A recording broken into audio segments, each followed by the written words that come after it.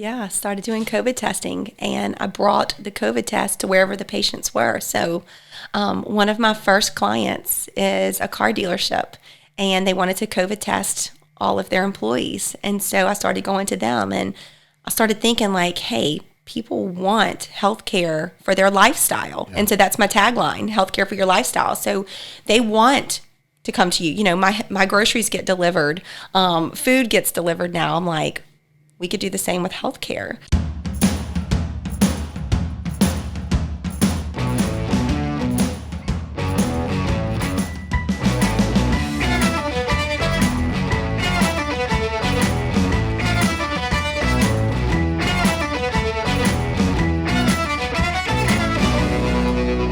We would like to thank our title sponsor, B1 Bank. B1 Bank knows that entrepreneurs like you are always thinking one step ahead.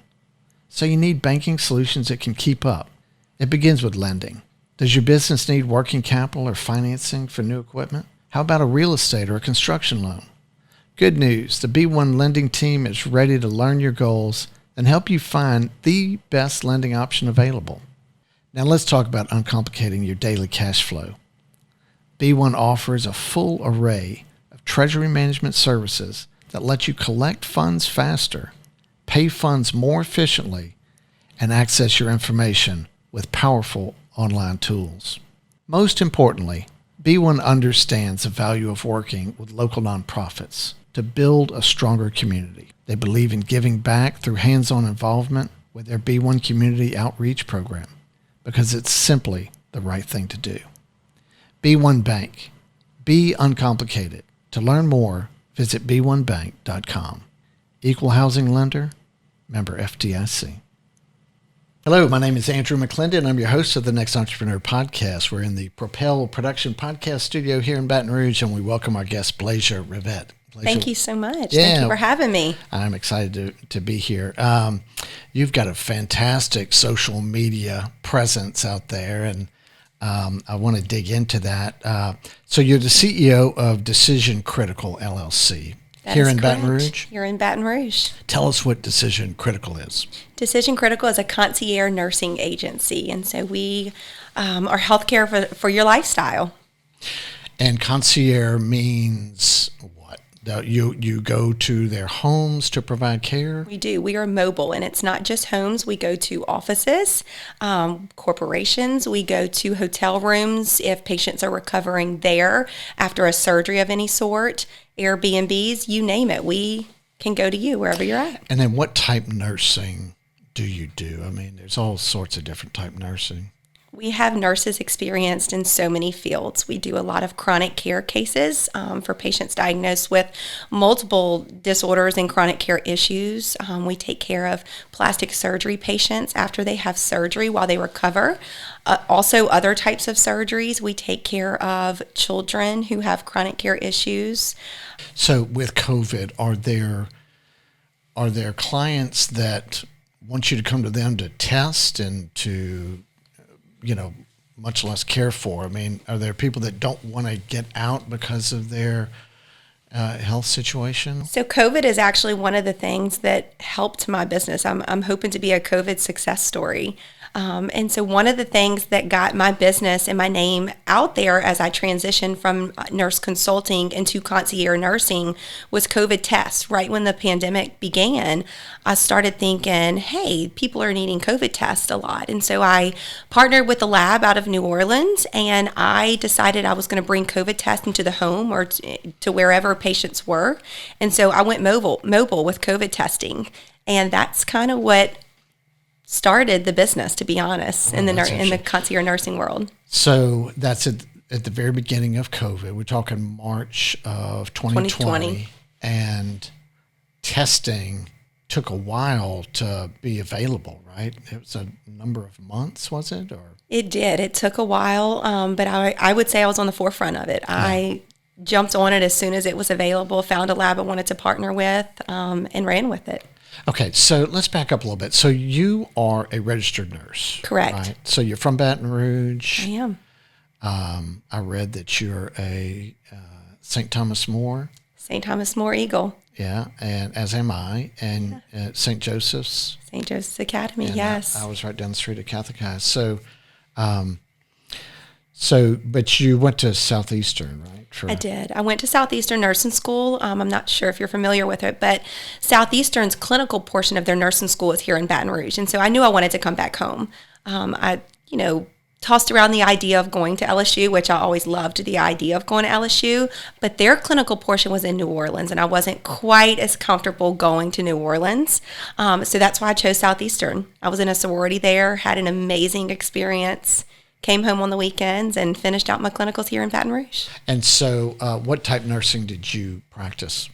So the good thing about nursing, and it's why it's one of the most sought out careers, you don't have to specialize. Whereas a physician chooses a residency and, an area that he wants to practice in. With nursing, you get to learn about all the areas of nursing. When you're in school and doing your clinicals, you get to go through labor and delivery, and you get to go through pediatrics, and you get to go through surgery and all of the specialties. And then when it's time, once you graduate, then you can choose your career path.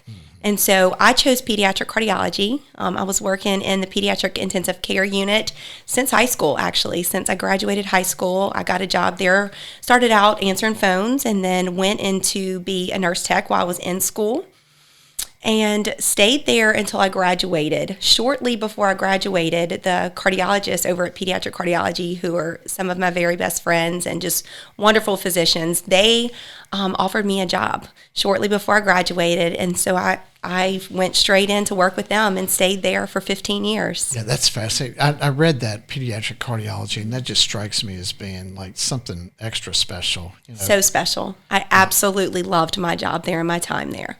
So is pediatric include newborn?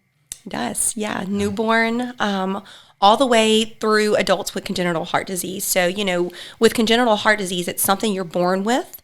And so as you grow, that issue doesn't necessarily go away. It may be fixed through surgery or, heart casts or medicines to control different arrhythmias and things like that. But you still grow old with it. And so we would see adults with congenital heart disease. So we got to see all ages. So along the way, you had a career in nursing. Along the way, you're married and you're having children.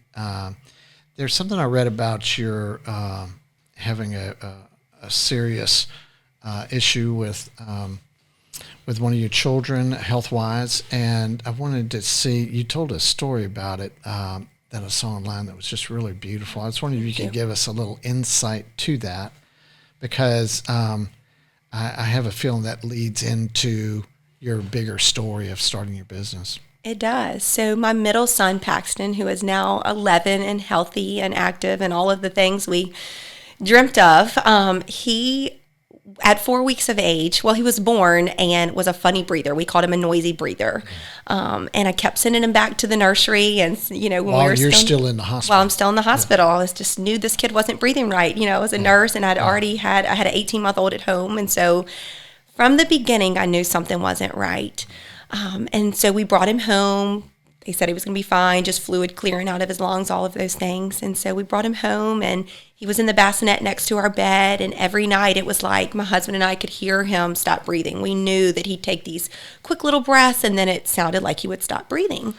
So we kept bringing him to the pediatrician, and it appeared to be reflux, which we treated with some medicine. Things seemed to get a little better, but not totally resolved. And about 4 weeks of age, we went to go visit. So my parents also own a business, which my husband and brother-in-law and my sister run. But my mom and I went to go visit there for lunch. And before we left, I told my mom, I said, let me feed Paxton real quick. So I was nursing him, and he went into one of his what we called episodes. And he started choking. And this time, the choking just didn't stop. So it was like he just kept choking, and he wouldn't recover like he normally did at home. And so then he stopped breathing on us there. And thankfully, I was a nurse, but at that moment, I was a mom. I was not a nurse. So thankfully, my mom was also there, and she's a nurse. Yes. And so she kind of took over and did what she had to do. My sister called 911. The ambulance was there super fast, and we were able to, get him back for a little while and get him stabilized in the emergency room. And then he had another episode. And that one didn't turn out so good. So he ended up on a ventilator and paralyzed, sedated, intubated, the whole works. I say we got the works, which then led into so many things. He went into multi-organ failure.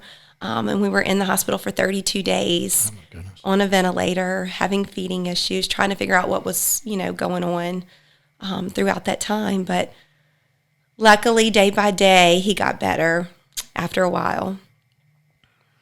It's unbelievable. I mean, I can't even imagine, emotionally what's going on. Right. It was tough. We had an 18-month-old at home, so that was a struggle. We slept at that hospital every night for, I think it was 32 days. Oh, my goodness. Yeah. And then you had a third child after that, right? Yeah. It took me a while to recover from that one. Yeah. I think it was about 4 years later we decided to go ahead and have a fourth child who was absolutely wonderful. He had a good newborn period, minor issues like 2 little holes in his heart, which we happened to find because I was working at pediatric cardiology. But yeah. Yeah, thank you for sharing that with us. Absolutely. So it comes to a point where you start to look to do something beyond your nursing career. Right. Right. Tell us what that looked like and what shape that took and what was driving all that. Yeah, absolutely. So when I was home with my son who was sick, so we finally got out of the hospital after about 32 days. We went home on oxygen with home health on an apnea monitor that buzzes all the time. My husband and I ended up moving our mattress into my son's room so that we could teach him how to sleep normally. But, who cares? It didn't matter that we didn't sleep. And so we had home health come to see him. I realized what a need there was out there for, moms and dads like us whose children are sick. And the same with older people who have parents who are sick and things like that. There's such a need for that support in the home. And so fast forward multiple years later, I was still working at pediatric cardiology. I went back after about 6 months and really was an even better nurse after that experience. It was pretty humbling. Kind of brought me to my knees a few times. So still enjoyed my job there, but always knew, and it's a hard thing to explain, I always felt like I had some wind beneath my wings. I always felt like I was born to fly and be an entrepreneur of some sort. I didn't know where I was going to go or what I was going to do, but I knew something was going to take me to own the business that I wanted to own. So I kind of dabbled around with a few different network marketing companies. I do love network marketing companies. In what way? So give me an example of what you mean by that, network marketing. I network or multi-level marketing, like Stella and Dot, Beachbody, Mary Kay. My mom is a Mary Kay consultant, has been a director for years and years and years. But I love the empowerment and the personal development that these network marketing companies bring. Yeah. And so you gave those a try? I did. So, were you still working at that time? Or? Yeah, absolutely. I've done a few things throughout my time here. And one of the things that I really found that I loved was the health and wellness coaching. And so I started that in, I want to say 2016, if I'm not mistaken. And I used that to reach other women. I used that to build my personal brand and get my name out there on social media. So I ran monthly challenge groups for fitness and nutrition. And I wanted moms to feel good again, whether it was through, just taking care of themselves for 30 minutes through exercise or feeling like they were in control by preparing healthier meals for their kids and their families, things like that. And so you built a brand for yourself, right? Yes. And then you use social media to get your story out and to engage and to build client base. But was there a lot of training and doing what we're doing there? Not really. I figured it out. 5 a.m. in the morning, I'm like, what's going to work? You got to see what your audience wants. I did a lot of polls on the front end. I grew my social media organically, and I just tried to figure out what my followers wanted to see. Was it that they wanted to see my crock pot meals, or that they wanted to see me working out at 5 o'clock in the morning to know that they could do it too? Super busy, always worked full time, have 3 children, married, my kids are in every sport possible. So I'm just like everyone else, but I figured out a way to do it. And I wanted to empower other women to know that they could do all those things too. So had you started to build your social media before you actually got into the health and wellness? Not brand? really. I would say that is really where I started. Yeah, I focused on the mindset, and I focused on self-care. And that was kind of the 2 things that I wanted to run with. Okay, so, and what does that mean?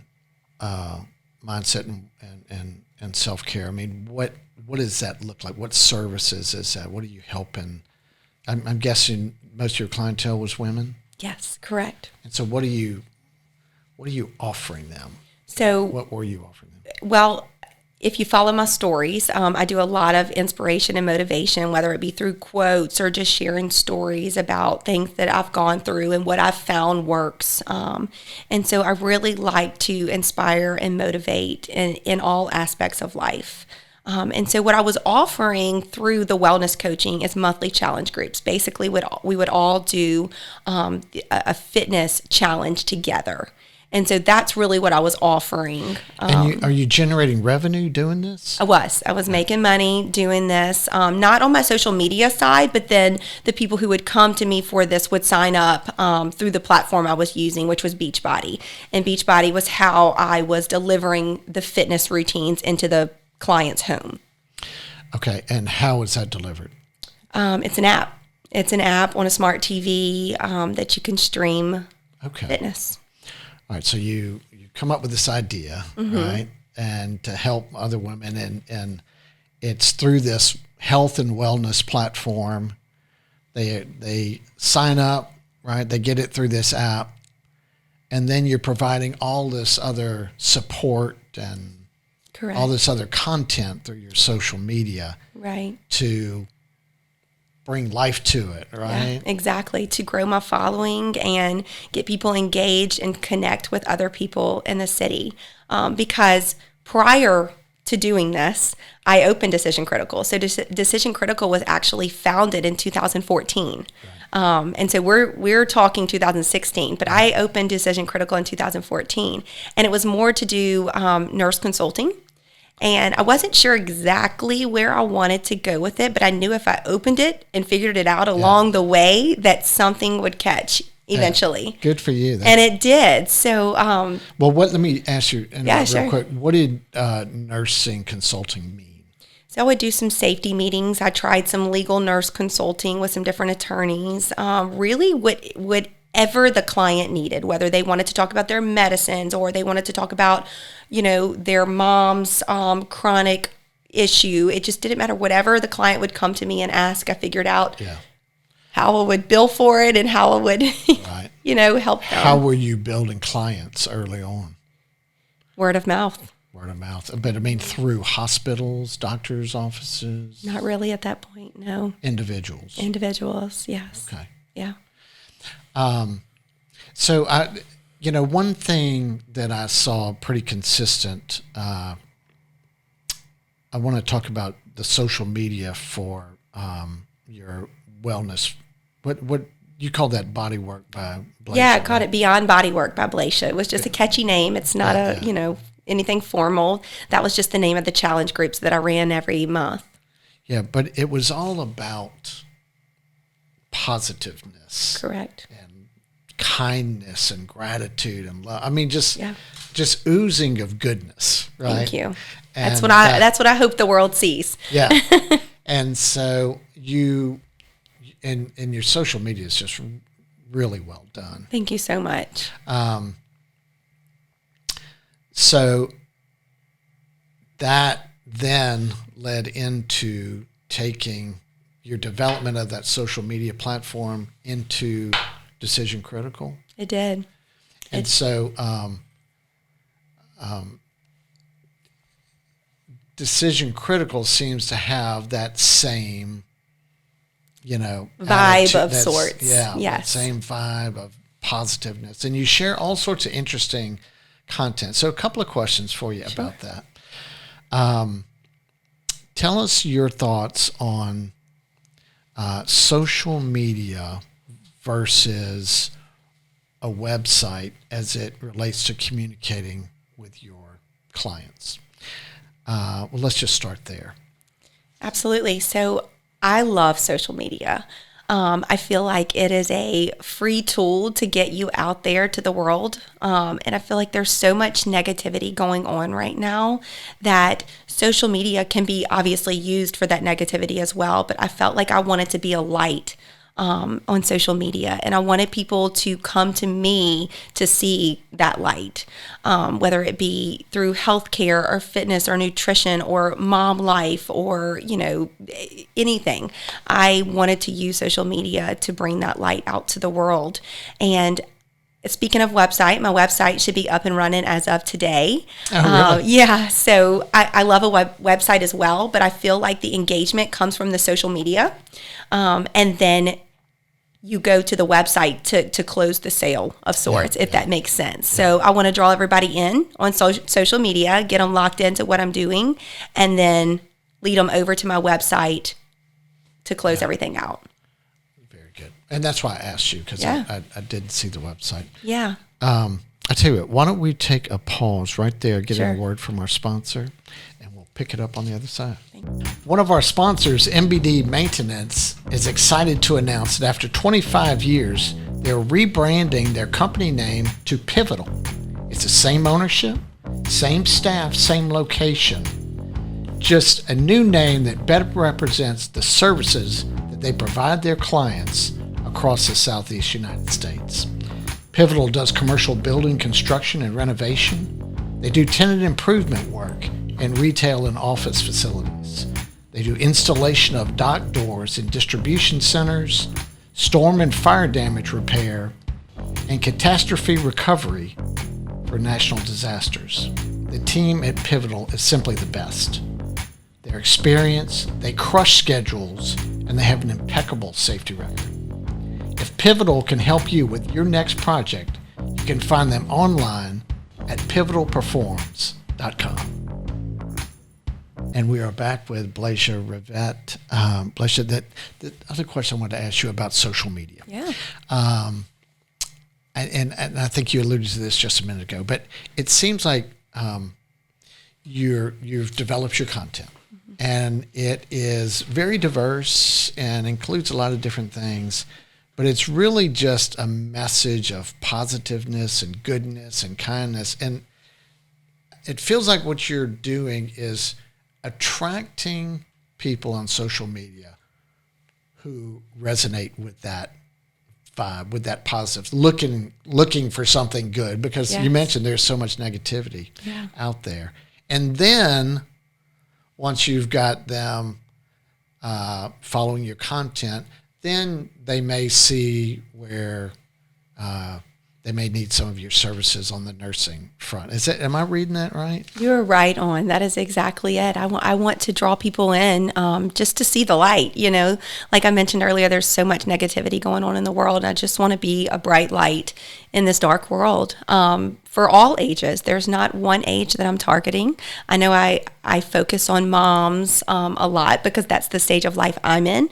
But I just want to be a light for everyone. And that's my ultimate goal, is to bring goodness and just let people know that life is hard, but somehow you can do it, Yeah. So would you call yourself a social media influencer? Well, I mean, I've been called that a time or two. I don't know if there's a true definition for that or what makes me an influencer, but I don't know that much about that, but it seems like, the way that you communicate with your people. I mean, there's positive quotes, some of your own. Yeah. There's, all sorts of good content out there. There's recipes. Yeah. There's all sorts of stuff that, may not have anything particularly to do with nursing or concierge nursing, but you're building a brand, Yeah. and it's not just about that service Exactly. or that suite of services that you may provide, which I think is, younger people like yourself have figured that out. That's what it's all about. That's where it's at. Right? Yeah, you want people to connect. And so I always, in my mind, I always say that it doesn't matter what people think about or what they want to know. I want to be at the top of their mind. So if they're thinking about food, I want them to say, oh, Blasia shares some good tips. Let me see what she has. Or if they're thinking about an outfit for the weekend, oh, let me see where Blasia shops. I want to provide a service and educate and provide value for my followers to where they know to come to me, that I'm going to have something to help with, whether it's, nursing, food, mom life, any of those things. I want to be at the top of everyone's minds. But where you're, when it comes to business and generating revenue, that happens in the services that you provide through Decision Critical. Absolutely. So it's just fascinating how you do it. It's a model that I haven't seen that many people do that well, right? And it's really exciting to see, and just kind of figuring out your model has helped me understand it better, understand social media better, how you can take this whole, lifestyle type thing, right? It's as a way of bringing in viewers, and then ultimately directing some of them to your business model. So let's talk about that business model, and what the startup of that looked like. Yeah. And there's a lot of young entrepreneurs, budding entrepreneurs that's the toughest thing to figure out. Okay, how do I get going? What do I do for capital? How do I find customers? Walk us through what that looked like for you. Yeah, absolutely. So to back up just a little bit, I realized when developing my personal brand that I was going to have to be really real, really raw, and really relatable at different times. And so I don't know if you've seen, but my son had a terrible injury in October. And so we've kind of been, navigating these new waters through recovery with him. And I feel like that is one example of how I've connected with other people. And so that's one thing in building my personal brand that I always knew I wanted to figure out how to connect with people. And I think the one thing that I realize is you have to be relatable, and you have to know that you have to share with people that life is not always unicorns and rainbows. Yeah. And you have to share the hard parts and, the moments when you want to cry in the closet. And I think as a young entrepreneur, I think there's a lot of those times. There's a lot of times where I wondered, why am I doing this? Or this is too hard. Like, it would be way easier to go work for someone else and build their dream.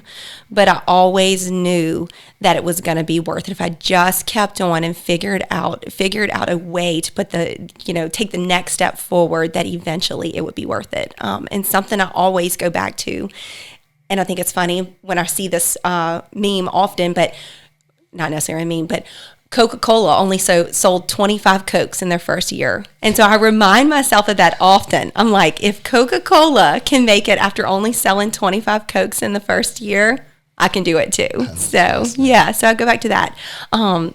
Okay, so I forgot where we were. I was gonna say, it's interesting because as a pediatric cardiology nurse, registered nurse, the nurses are well paid, right? And it's not an easy job, right? But you can, clock in and clock out, and maybe it's hard to leave work behind, psychologically with some of your patients, but otherwise, but you stepped away from a nice paying job, sure.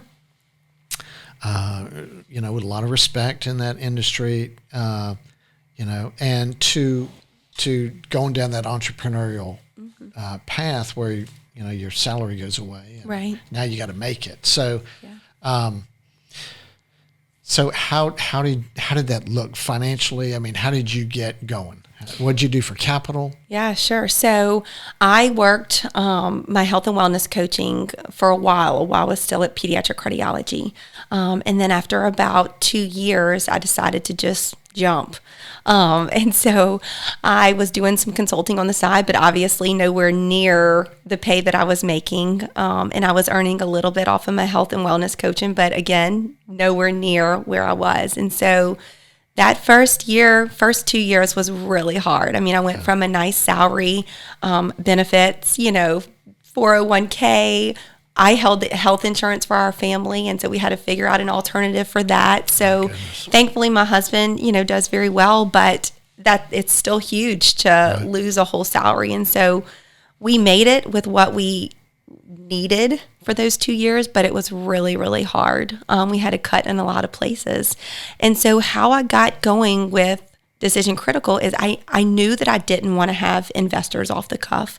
I knew that I wanted to be in control of how things would look, because after all, that's why I got started. I wanted to be able to provide nursing care the way that I wanted, to provide nursing care, the way that I would want my mother or my grandmother or my child to be treated. Because go back to when my son Paxton was sick, I knew that there was a need there. And I knew that if we could bring nursing care into the home and help a mother or help a tired daughter care for her mother, that we could really just save the world.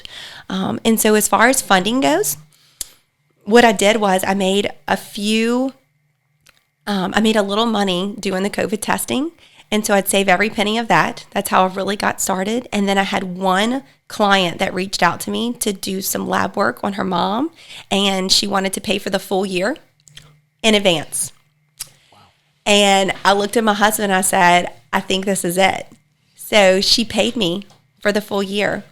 And I took that money and, of course, provided the excellent care that I said I was going to provide, but I budgeted out what my first year would look like using that lump sum of money. Wow. And so I did not have to take out a loan. I did not have to get a credit card. I have zero debt in my business. And I used every penny of that money very, very wisely. I knew I needed to start with my brand. So I branded myself, branded my business. I hooked up with the right people for, all of those things, because I knew that I couldn't do that. And then the rest is history. From there, I kind of made a list of priorities of what needed to come next. I did all of the nursing work myself. I was going to ask you. Yeah. So there were many times where I was like, I am tired. I cannot be a nurse for another minute right now, Yeah. But I couldn't pay anybody. So I provided all of the nursing care myself. And I worked from home. I knew I needed an office, but I wasn't ready for an office. And so I don't know if you've seen my space now, but we recently, in November, just moved into a beautiful office, which I'm so excited about. Wonderful. I was able to recently hire an office manager, and I have one full-time nurse, and I have about 9 to 10 independent contractors, so nurses who pick up work as needed. So if you ask me how I got started as far as funding, I would say I used that lump sum of my very first client to do everything I needed, and then prioritized everything. That is amazing. Yeah. So how does insurance work? When does a service you're providing covered by insurance? It is not. We are all private pay. And a short story on that is I don't want to get into the insurance world simply because there's a lot of box checking, like I call it. Oh, yeah. And I want to stay private pay so that I can provide the nursing care that I want to provide the way that I want to provide that's good. care. Yeah. I mean, your clients have to be able to afford it, right? So Sure. it's concierge in that way. But it just drives you crazy sometimes when you go to physical therapy and they'll give you 5 sessions. Well, Exactly. I need 100. Exactly right. 5, and then we'll give you 3 more. Well, I just want to get back to where I was. Exactly. So yeah, I can understand that. Okay, so let's talk. You mentioned when we first started talking about COVID. And I wanted to dig into that a little bit more and see how you said COVID actually helped your business, but I wanted to understand how it changed your business. Did I remember you saying that you actually, COVID was right at the beginning, actually how you kind of got started? Yeah. I started doing COVID testing, and I brought the COVID test to wherever the patients were. So one of my first clients is a car dealership, and they wanted to COVID test all of their employees. And so I started going to them, and I started thinking like, hey, people want healthcare for their lifestyle. Yeah. And so that's my tagline, healthcare for your lifestyle. So they want to come to you. You know, my groceries get delivered. Food gets delivered now. I'm like, we could do the same with healthcare. And so I wanted to provide healthcare for your lifestyle. I did start with COVID. That was kind of how I got my name out there as far as offering COVID testing.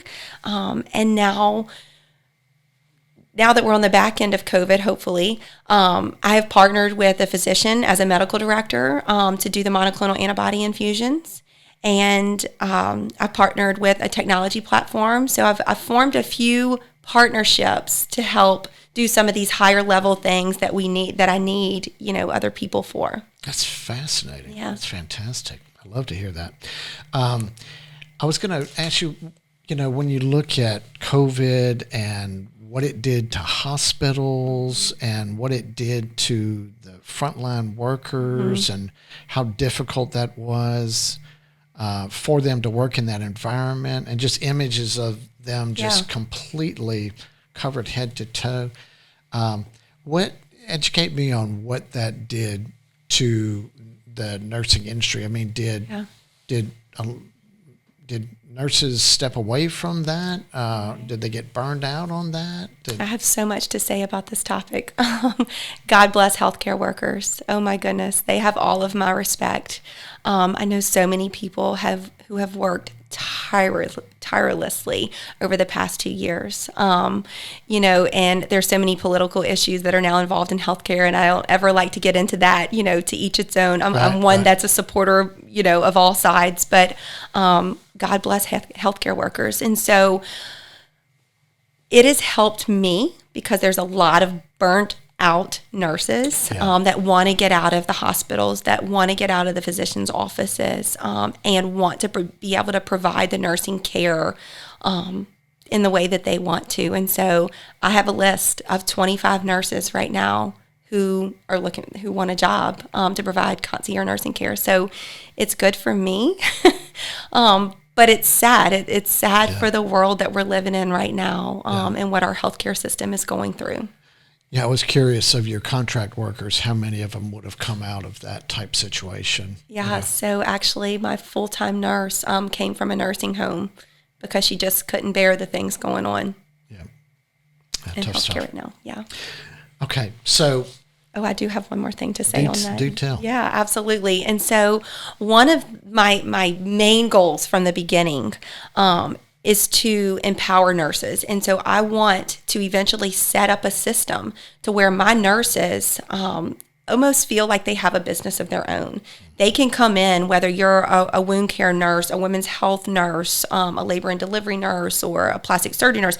I want them to be able to come in using my business and provide the service to the client that they want to. So I want to build a brand who empowers nurses, helps them, carry out the love for their job that they want to go out there and bring into the world. Yeah, that's cool. Yeah. I was curious how you took that culture. I wanted to ask you about culture. And we talked about all the positive vibes from social media, and I was curious, like, how you're taking that into your business. I mean, it's one thing for you to put that message out there. Sure. Of love and gratitude and kindness and all things good. But how do you bring that to your employees or your contract workers where they can now talk the same language and that be your culture? Is that a work in progress, or how's that working? Well, I think everything's a work in progress, during this journey. But yeah, so I just try to always remain sensitive of where everyone's at, especially where healthcare is at today. But yeah, so I feel like I try to attract people who have the same vision and same mindset as me. And so I hope to instill that positivity on my independent contractors, and I hope that they see my vision, and if anything, I rub off on them. Yeah, that's good stuff.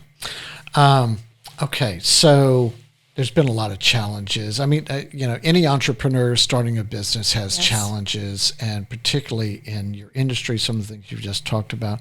What would you say has been your biggest challenge in starting, building, and getting your business up to the point where it is today? So I think the biggest challenge, I would probably say, has been just getting my name out there. Yes, I do a lot of social media, but that's just to the general public. I think the hardest part is building those one-on-one connections, going in and getting time talking to the doctor to let them know that we can be an extension of their services, or it's making those small connections to build collaborations that can take us into the next step.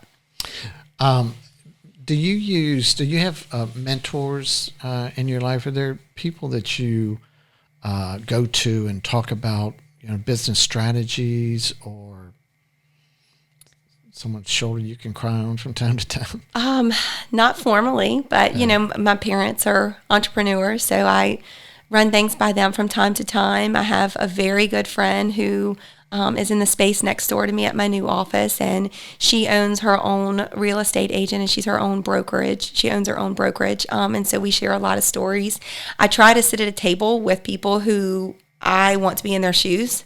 So I'm always, whether I'm on a podcast listening to somebody, or, I always try to sit in a room of people that I either want to be like or have been there, done that, and things like that. Yeah, good stuff. Okay, let us take another quick break, get a word from our sponsor, and we'll be right back. We would like to thank GearTrain for their support of the NXT Entrepreneur Podcast. GearTrain is a national program management company that specializes in the inspection and audit of conveyor systems, VRCs, robotics, and material handling equipment. GearTrain also manages routine maintenance and repair programs, as well as emergency callouts for clients all across the United States. GearTrain technicians have the experience to keep your automated equipment systems running at peak output. For all of your inspection, audit, and maintenance needs, reach out to GearTrain. They can be found online at geartrainperforms.com. And we are back with Blasia Rivet. So, Blasia, on the services that you provide, those are continually being updated, you're evolving, constantly evolving. Tell us what's the latest and greatest. Yeah, absolutely. So one of our favorite things to do is take care of the chronic care clients. So we like to get involved, kind of be the bridge between the physician and the client and the patient. And we want to look at everything, from a broad perspective and help navigate the waters of the chronic care issues. So that's one of our favorite things to do. When you think about medicine management, yes, and you see, people who are, really ill, and they have all these medicines, and yeah, and what's the side effect of one right, impacting the other, and so y'all actually do. We do medication management. We do care coordination. We do case management. We can really provide, so case management is basically what I was just saying as far as chronic care. Awesome. We look at everything. We can help schedule appointments. We can help navigate the details for different procedures. We can help with medication management. We can really provide any type of nursing care that one would need, from birth to end of life. Okay, cool. So similar to a home health agency or a hospice facility, we can do all of those things just in the private pay world.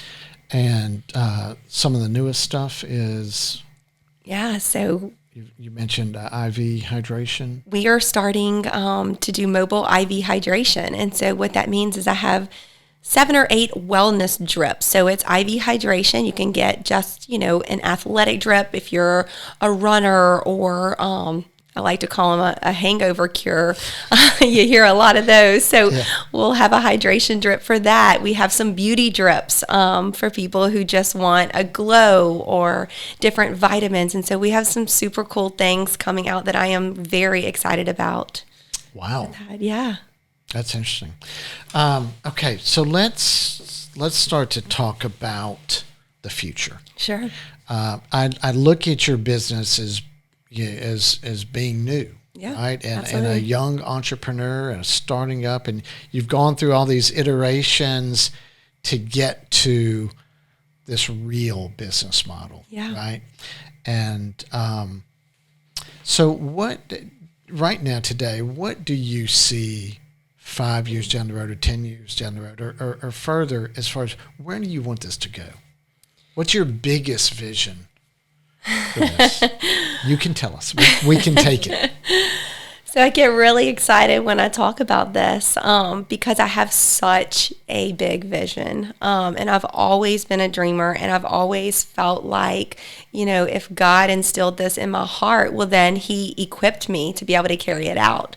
And so I get super excited talking about the future, and I get super excited thinking about the day-to-day, and when I wake up, what's next?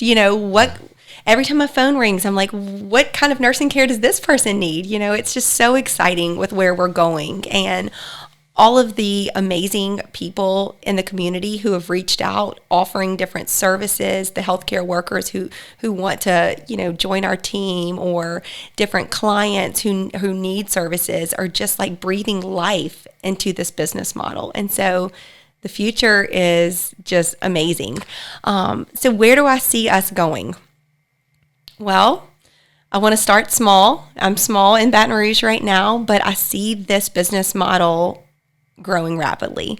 I actually had someone reach out to me this weekend from Washington, D.C., who wants to take my business there. And then I've had a few nurses reach out to me in different cities in Louisiana who want to take the business there. And so I've dabbled around with, do I want a franchise, or do I want to stay here and, maybe get bought out one day? I don't know. I run so many different things through my head of where we're going, but the future is exciting. Technically I consider, although I opened in 2014, I consider 2021 really my first year, boots on the ground business. And I'm excited to share. I don't know if you want me to share this, but we did well over 6 figures in our first year. And I'm very happy of where we're going. I feel like we're providing an excellent service. And so I know the money will always follow. Yeah.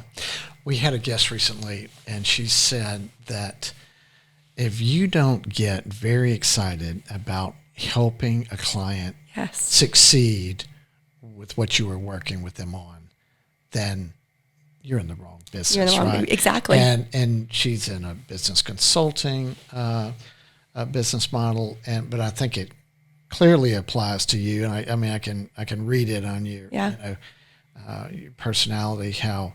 And I think if you have that excitement, it can take you a long way. Yeah.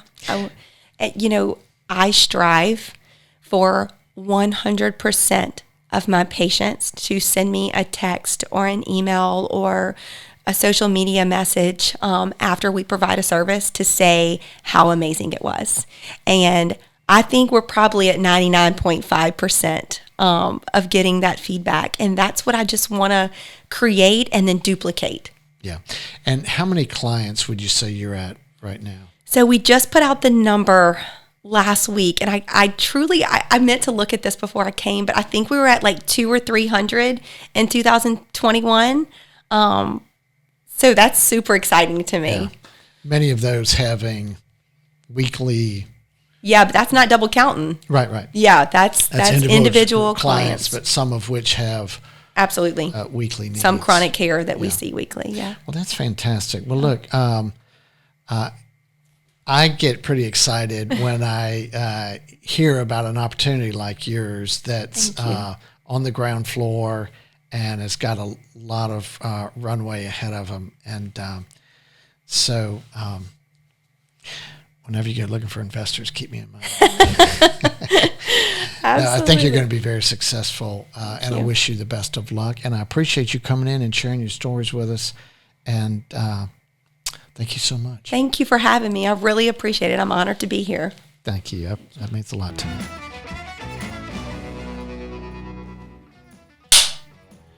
Very exciting to see how Blasia built her business by building her brand first. She's done an excellent job on her social media. And I love how she has developed this healthcare for your lifestyle. So, it's like this new world out there where there's all sorts of different services that can be delivered in home.